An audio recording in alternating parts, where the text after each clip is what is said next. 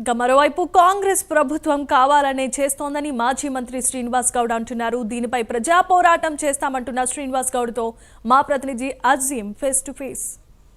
మనతో మాజీ మంత్రి శ్రీనివాస్ గౌడ్ గారు ఉన్నారు. సార్ చెప్పండి, ఈ పరిణామాలు ఎట్లా వస్తాయి? ఇదంతా కావాలని చేస్తున్నారు, కావాలని చేస్తున్నటువంటి ప్రక్రియ అంతా బదనాలు చెప్పాలని చెప్పేసి అంతే. ఏం జరిగింది, అవినీతి ఎక్కడ జరిగింది? లక్షల కోట్లు ఎగ్గొట్టిపోయిన వాళ్ళు తెలంగాణ ఇండియా నుంచి వాళ్ళని వదిలిపెట్టేసి 50 కోట్ల రూపాయలను అవినీతి జరిగిందని చెప్పి జరిగిన అవినీతి ఎక్కడుంది? పైసలు ఉన్నాయి, బ్యాంకులో ఉన్నాయి, రికవర్ చేయండి. నిబంధనలకు విరుద్ధంగా చేశారని చెప్పే కదా. విరుద్ధంగా ఆఫీసర్లు ఉంటారు, వాళ్ళని అడగాల. నిబంధన విరుద్ధంగా మంత్రి ఏం చేస్తే మంత్రి నిర్ణయం తీసుకుంటాడు తప్ప స్టేట్మెంట్ మీరు చూసారు కదా, నిర్ణయం తీసుకుంటాడు అంతే. రేపటి నాడు ఇదే వాళ్ళు చేస్తారు. మీరు ఆఫీసర్ల స్టేట్మెంట్ కూడా చూసారు, వాళ్ళు చెప్తేనే మేము చేసామన్నటువంటి స్టేట్మెంట్. వాళ్ళు తప్పు చేసింది ఏం లేదు, ఆఫీసర్ కూడా తప్పు చేసింది ఏం లేదు. డబ్బు అవినీతి అనేది జరగదు ఎక్కడ కూడా, అవినీతి అనేది ఎక్కడ జరగలే. డబ్బులు ఉన్నాయి ఎక్కడిని, వీళ్ళకి ఇచ్చినట్ల ఏమన్నా వాళ్ళు కంప్లైంట్ చేశారు ఎవరైనా? కేటీఆర్ బ్రాండ్ ఇమేజ్ పెంచే విధంగా అంటే ఒక బ్రాండ్ ఇమేజ్ పోతుంది కేటీఆర్ వల్ల అని కాంగ్రెస్ నాయకులు అంటారు. తప్పు అదంతా ఏం లేదు, బ్రాండ్ పెరిగింది, ఇంకా పెరుగుతుంది. ఎలాంటి అవినీతి జరగలేదు, కేవలం రాజకీయాల్లో కక్షపూరితం భాగంగానే ఇలాంటి అరెస్ట్ చేస్తున్నారు తప్ప ఎలాంటి అవినీతి కానీ ఒక్క రూపాయి కూడా జరగలేదని చెప్పి శ్రీనివాస్ గారు చెప్తున్న పరిస్థితి. కెమెరామెన్ శ్రీకృష్ణతో Azeem, prime 9, Hyderabad.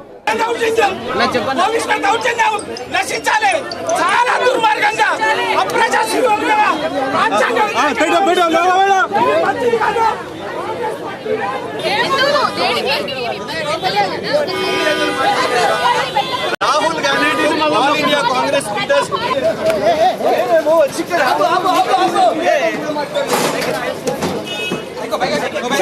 Telangana.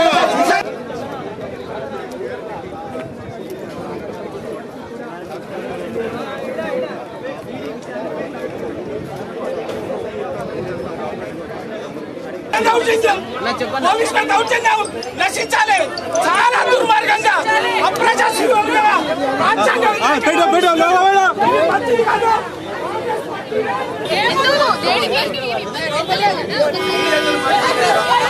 Rahul Gandhi all India Congress leaders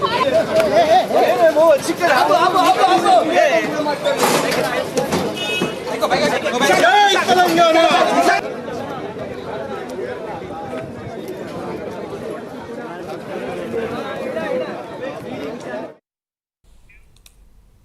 బులెటిన్లో విజువల్స్ చూస్తున్నాం. ఈడీ విచారణకు బీఆర్ఎస్ వర్కింగ్ ప్రెసిడెంట్ కేటీఆర్ హాజరైన పరిస్థితి. ఈ కారు రేసింగ్ నిధుల మళ్లింపుపై ఈడీ అధికారులు విచారిస్తున్నారు. అరవింద్, బిఎల్ఎన్ రెడ్డి స్టేట్మెంట్ల ఆధారంగానే ప్రశ్నలు వేస్తున్నట్లుగా తెలుస్తోంది. ఇప్పటికే ఈడీ కార్యాలయం దగ్గర భారీ బందోబస్తును ఏర్పాటు చేశారు అధికారులు. ఎలాంటి అవాంఛనీయ సంఘటనలు తలెత్తకుండా పోలీసులు తగు చర్యలు తీసుకుంటున్నారు. మరోవైపు ఈడీ ఆఫీసుకు ఇప్పటికే బీఆర్ఎస్ నేతలు భారీగా చేరుకున్న పరిస్థితి. కార్యాలయం దగ్గర ఆ నేతలను పోలీసులు అడ్డుకొని అరెస్టులు చేస్తున్నారు.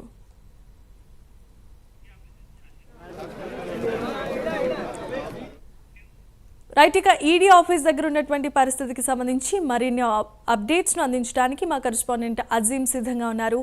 Azeem, over to you.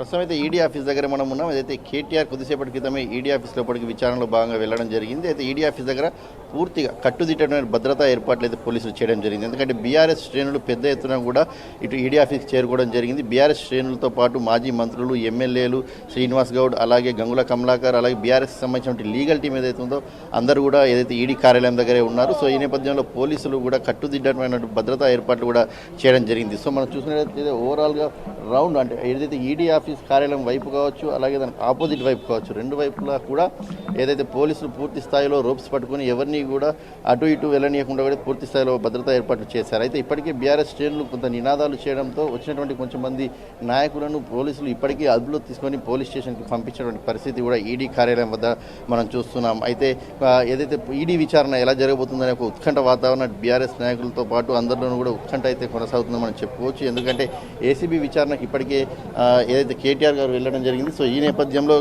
ACB విచారణకు వెళ్ళినప్పుడు కూడా చాలా స్పష్టంగా బయటకు వచ్చి ప్రెస్ మీట్ పెట్టి చెప్పడం కూడా జరిగింది. ఏదైతే ఇది ఒక లొట్టపీస్ కేసు, దీంట్లో ఎలాంటి ఆధారాలు లేవు, కేవలం రాజకీయమైన కక్షపూరితంలో భాగంగానే ఇలాంటి కేసులు పెడుతున్నారని కూడా కేటీఆర్ చాలా స్పష్టంగా చెప్పారు. ఈ రోజు కూడా ఉదయం కూడా ఏదైతే తన ఎక్స్ ఖాతాలో ట్వీట్ చేస్తూ కూడా నయా పైసా కూడా వృధా కాలేదు, నయా పైసా కూడా అవినీతి జరగలేదని చెప్పి కూడా చాలా క్లారిటీగా చెప్పుకుంటూ వచ్చారు. ఖచ్చితంగా న్యాయపోరాటం చేస్తాం, న్యాయపోరాటం చేసి న్యాయపోరాటంలో గెలుస్తామని కూడా చెప్పుకుంటున్న పరిస్థితి. అయితే బీఆర్ఎస్ నాయకులు కూడా అదే చెప్తున్నారు. కేవలం రాజకీయ కక్షపూరితలో భాగంగానే ఈ కేసులన్నీ కూడా పెడుతున్నారు తప్ప ఎలాంటి అవినీతి జరగలేదు. ఏదైతే మనీ చాలా స్పష్టంగా ట్రాన్స్ఫర్ అయినట్టు చాలా తెలుస్తుంది. ఎలాంటి ఆధారాలు లేవు, ఏమీ లేవు. కానీ కేవలం ఏదైతే కాంగ్రెస్ ప్రభుత్వం ఏర్పడి ఒక 1 year అవుతుంది. సో ఈ తరుణంలో ప్రభుత్వంపై పూర్తి స్థాయిలో వ్యతిరేకత వచ్చింది. సో ఈ తరుణంలో ఈ వ్యతిరేకతను ఎలా కప్పిపుచ్చుకోవాలనే ఒక భాగంలోనే ఇలాంటి చర్యలకు ఇటు కాంగ్రెస్ పాల్పడుతుందని కూడా చెప్పుకుంటూ వస్తున్న పరిస్థితి. సో ఇప్పటికైతే ఈడీ కార్యాలయంలో విచారణ మాత్రం కొనసాగుతుంది. ఈ విచారణలో ముఖ్యంగా మనం చూసుకున్నట్టయితే ఏదైతే అధికారులు ఎవరైతే ఉన్నారో, ఏదైతే ఐపీఎస్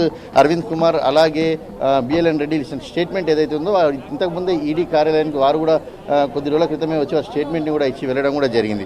సో ఈ నేపథ్యంలో ఆ స్టేట్మెంట్లను ఆధారంగా అలాగే ఈడీ ఆఫీసర్స్ దగ్గర ఉన్నటువంటి కొన్ని ఏదైతే సాక్ష్యాలు ఉన్నాయో ఈ రెండు కూడా పెట్టి వారు ఏదైతే కేటీఆర్ని ఇటు విచారణ చేయనట్టు మనకు తెలుస్తుంది. సో ఈ విచారణలో కేటీఆర్ స్టేట్మెంట్స్ ఎలా ఉండబోతున్నాయి, అలాగే అసలు ఈడీ ఆఫీసర్స్ దగ్గర ఉన్నటువంటి సాక్ష్యాలు ఏమిటి, అసలు బిఎల్ఎన్ రెడ్డి అరవింద్ కుమార్ చెప్పినటువంటి ఏదైతే వాళ్ళ స్టేట్మెంట్ ఏముంది, ఆ స్టేట్మెంట్ ఆధారంగా ఇక్కడ కేటీఆర్ చెప్తున్నటువంటి వ్యాఖ్యలు ఎలా ఉన్నాయి, ఇవన్నీ కూడా కంపేర్ చేస్తారు. ఇవన్నీ కంపేర్ చేసిన తర్వాతనే ఏదైతే ఈడీ కార్యాలయం సుమారు అంటే సాయంత్రం అయ్యేలా అయితే పరిస్థితి మనకు స్పష్టంగా కనిపిస్తుంది. ఎందుకంటే ఈ విచారణ కొద్దిసేపటి క్రితమే ప్రారంభమైంది. మధ్యలో లంచ్ బ్రేక్ ఉంటుంది.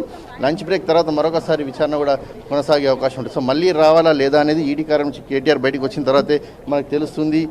ఎందుకంటే ఇప్పటికీ మనం చూసాం ఏసీబీ నుంచి కూడా మరొకసారి కూడా విచారణకు రానుంటూ కూడా తెలుస్తుంది. సో ఈ నేపథ్యంలో మనం చూసుకుంటే ఇక్కడ వాళ్ళ బీఆర్ఎస్ టీంకి సంబంధించినటువంటి లీగల్ టీం కూడా ఇక్కడ ఉన్నారు. సో వాళ్ళని అడిగి తెలుసుకున్నాము అసలు ఎలాంటి పరిస్థితి ఉంటుంది ఏదంటే అడిగి తెలుసుకున్నాం. చెప్పండి అసలు ఎలా ఈడీ విచారణ తర్వాత ఎలాంటి పరిస్థితి ఉండబోతుంది? ఏమీ లేదు. ఈడీ విచారణ తర్వాత ఏముంది, as per subject matter as per complaint ఏదైతే ఉందో దాని ప్రకారమే ఈ రోజు విచారణ జరుగుతుంది. ఎవ్రీథింగ్ ఈజ్ ట్రాన్స్పరెంట్, అన్ని రికార్డ్స్ వాళ్ళ దగ్గరే ఉన్నాయి. సో కేటీఆర్ గారు అన్ని ఏదైతే ఉందో విచారణకి ఆయన అసిస్ట్ చేస్తారు. అది అవ్వగానే కేటీఆర్ గారు వచ్చేస్తారు. మరొకసారి ఈడీ విచారణకు పిలిచే అవకాశం కూడా ఉందంట. అంటే వాళ్ళ ప్రొసీజర్ ప్రకారము they can call any number of times పిలుస్తారు. సో పిలువనియండి, నో ప్రాబ్లం. ఏసీబీ నుంచి కూడా మరొకసారి కూడా విచారణకు వెళ్ళనున్నట్టు అంటే మరొకసారి నోటీస్ రానున్నట్టు కూడా తెలుస్తుంది. అఫ్ కోర్స్ వస్తుంది కదా, బికాజ్ ఒక్క స్టెప్తోనే వాళ్ళు ఏం క్లోజ్ చేయరు. ఏసీబీ అయినా కూడా ఈడీ కానీ ఏ సంస్థలైనా విచారణ సంస్థలు పోలీస్ ఆఫీసర్స్ ఏదైతే ఉన్నారో అకార్డింగ్ టు వాళ్ళ ప్రొసీజర్ ప్రకారమే స్టెప్ బై స్టెప్ ఇన్వెస్టిగేషన్ చేయడం జరుగుతుంది. సో ఆ విధంగా దేర్ ఆర్ ఛాన్సెస్ మళ్ళీ నోటీసెస్ వస్తాయి. చూసారు కదా, ఖచ్చితంగా ఏదైతే ఈడీ కావచ్చు అలాగే అటు ఏసీబీ కావచ్చు ఎన్నిసార్లు పిలిచినా కేటీఆర్ గారు వెళ్తారు. ఎందుకంటే వాళ్ళు పిలిచినటువంటి దాని ప్రకారం ఎక్కడైతే అంటే ఇలాంటి ఆరోపణలు ఎదుర్కొంటున్నారో దానికి సంబంధించి పూర్తి స్థాయిలో కూడా విచారణలో తెలియజేస్తారు. ఎందుకంటే ఎలాంటి ఆధారాలు లేవని చెప్పి కూడా బీఆర్ఎస్ లీగల్ టీం కూడా చాలా స్పష్టంగా తెలియజేసిన పరిస్థితి మనకు కనిపిస్తుంది.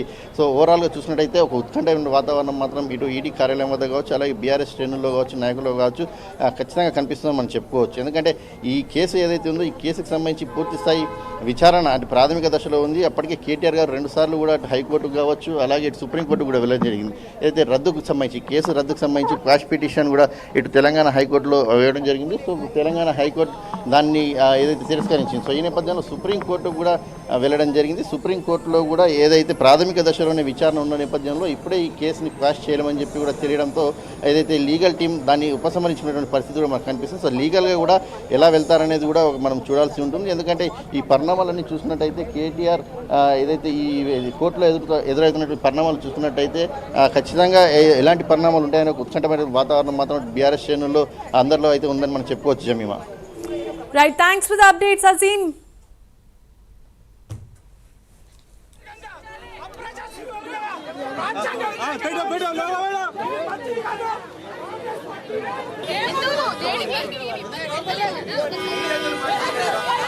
Rahul Gandhi all India Congress leaders